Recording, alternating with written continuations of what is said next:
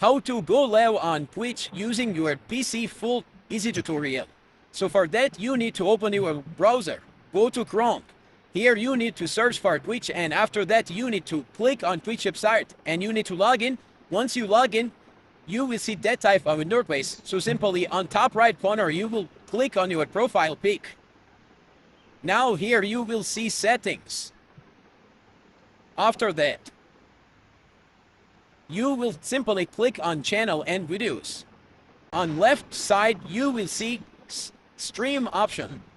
Down below settings, so simply click on stream.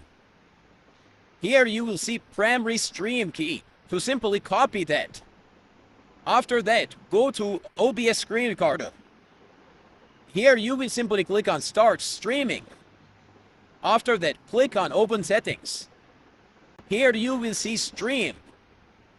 So simply click on stream. Now you will see connect account. Recommended also use stream key. So simply click on use stream key. Here you need to paste that key that we copied. And after pasting that, you need to simply click on apply and then OK. And once you do that, after that, when you click on start streaming, your Twitch stream will be started on your PC. Thanks for watching.